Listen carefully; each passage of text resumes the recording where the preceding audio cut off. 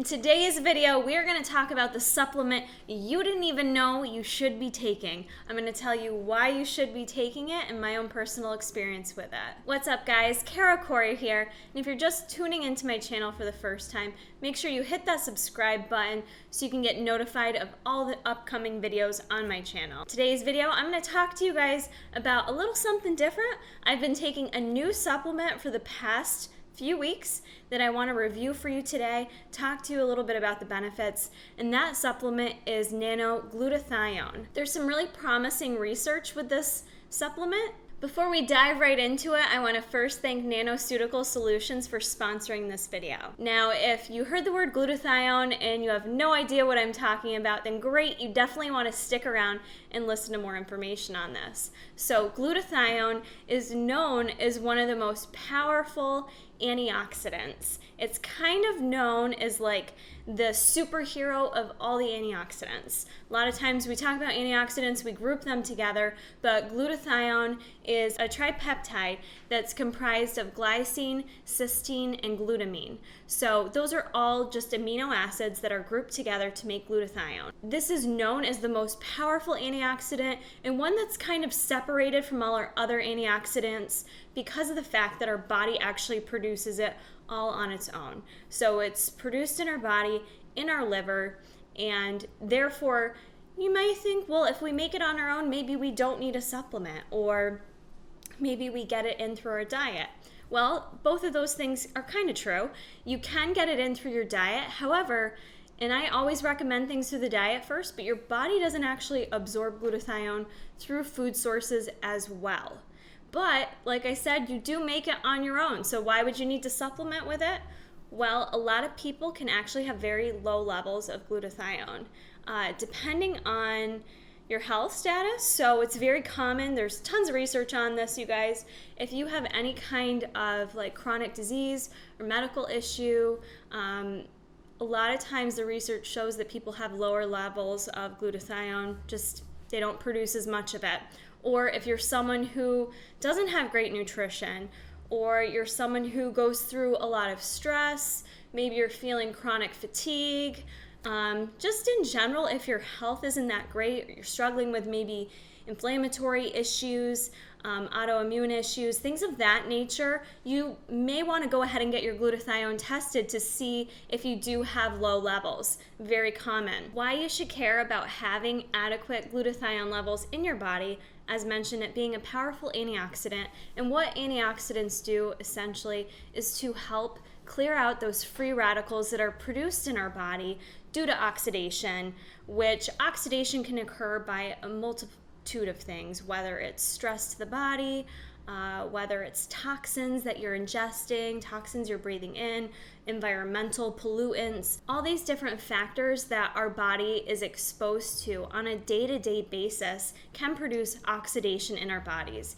Even going to the gym and training and lifting and doing something healthy can cause some stress to your body and produce free radicals. So antioxidants come in and they help to clear out those free radicals and eliminate them from the body. So having enough antioxidants in your body is just going to help you live a healthier life, hopefully have you feeling more energetic throughout the day, and have a longer, more quality of life to live.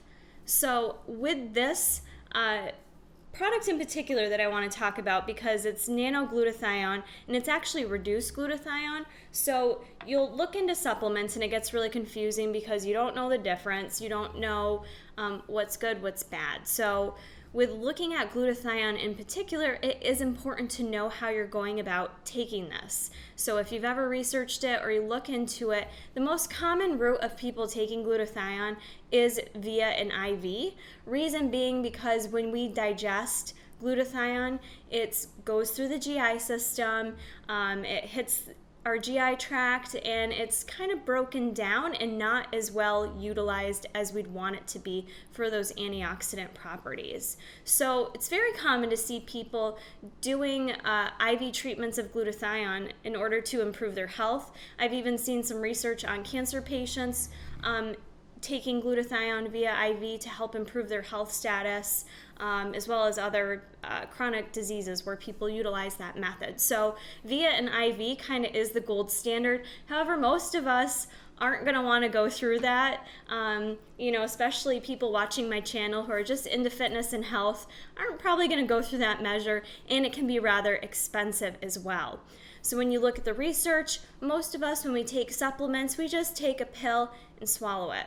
However, with glutathione, it's not as well absorbed, as I just mentioned, when you just take it orally via a pill. So the product that I took, the Nano Glutathione, is actually a sublingual drop, and it's reduced glutathione. So with this, the molecular size has been significantly reduced, and this is a sublingual drop. So I did look at some of the research that's out there, and there's tons of different studies. I'm going to post a couple in the description box for you guys to reference, but there's a lot of different research out there just on the best ways of taking glutathione. And what I looked at was some different studies that basically compared if taking it orally reduced the oxidative stress on your body.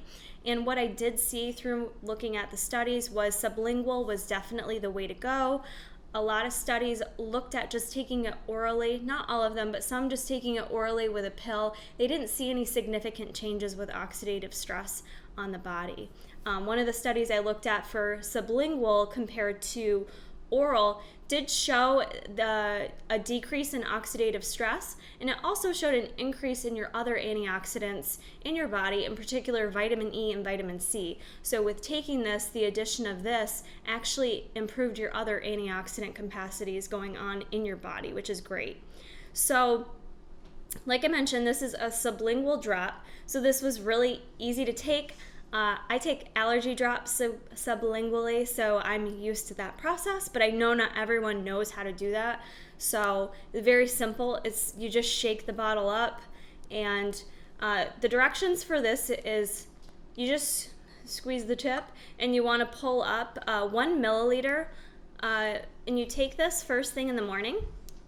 And that's equivalent to about 200 milligrams of glutathione. So it's like a white, milky, creamy substance. And I was a little bit nervous how this was going to taste, but it actually has a really nice citrus taste to it, and it's not gross at all. So all you do is take that, you put it under your tongue, and you hold it there for about 90 seconds before you swallow.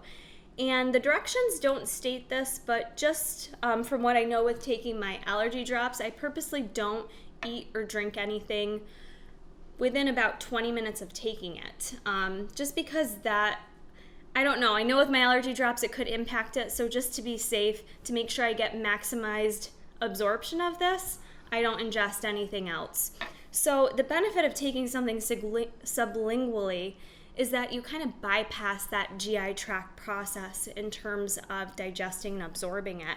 So by just absorbing this right into your mouth mucosa, it more directly gets into your bloodstream more rapidly. And again, I mentioned before, when you take it orally, some of it is oxidized and broken down in your gut. So that bypasses that, and you're going to get a better effect from the glutathione. So if you're interested in taking a glutathione supplement and you can't pay for IV, sublingual would be the way to go. So to talk about my personal experience with it, I've taken this for about 2.5 weeks now, and one of the things I want it to look for, being an antioxidant and having benefits from antioxidants, I don't really have any current disease states going on, so I can't really monitor that way. I didn't do a blood test to see what my own levels are. That would be something you could do, but I just wanted to kind of pay attention more so to my energy levels and to see if I had any improvements, in my overall athletic performance, just, how I felt on a day-to-day basis. And this is a great time for me because currently I'm just focusing my goals more so on health versus aesthetics. So I'm really focusing on working really hard in the gym, eating a great diet, but also thinking about what makes me feel healthiest on a day-to-day basis. So with taking this the past few weeks, week 1, I didn't really notice any changes, but it's one of those things you have to be consistent with. And so you want to make sure you're not skipping a day or anything like that. So going into week 2, I was paying a little bit more attention to how I was feeling. And Whether or not it's directly related to this or not, I did feel like even though I was struggling with some allergy issues the past couple weeks and feeling really under the weather, where I probably normally would have half-assed my gym sessions, I feel like I've been working super hard in the gym. Most recently I was traveling and I still made sure to get in my gym sessions despite drinking and eating totally different than my normal. I went in and I've had some really great gym sessions. So whether or not it's directly related to my new supplement, I mean, it's hard to really make that correlation. It's really hard to be able to say that for sure, but I do feel like I've been feeling really good with my current routine with my workouts. So I like to do stuff for about 4 to 6 weeks before I really say if it's helping me or not. So I'm going to keep taking this for a couple more weeks to see if I'm still feeling good. And like I said, it's really easy to take first thing in the morning, doesn't taste bad. So that part to me is not a big deal.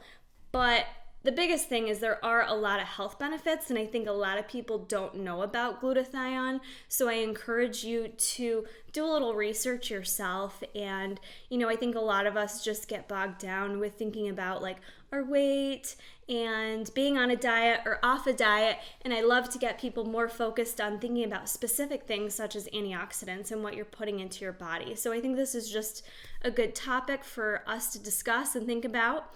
And I wanted to mention too, if you guys have any interest in trying out the exact product I'm trying, I'm going to give you a link in the description box with a 40% off discount code. If you're willing to try it out, you can go to that link and check it out there. I'd like to get your comments below because I haven't really talked about glutathione all on my YouTube channel, so this is something new. I want to know below if you guys have ever taken any glutathione supplements. I'd love to hear if anyone's ever done it intravenously or sublingually, and let me know your experiences with it and whether or not you saw any changes to your athletic performance. I hope you guys found this video helpful, and I will see you in the next one.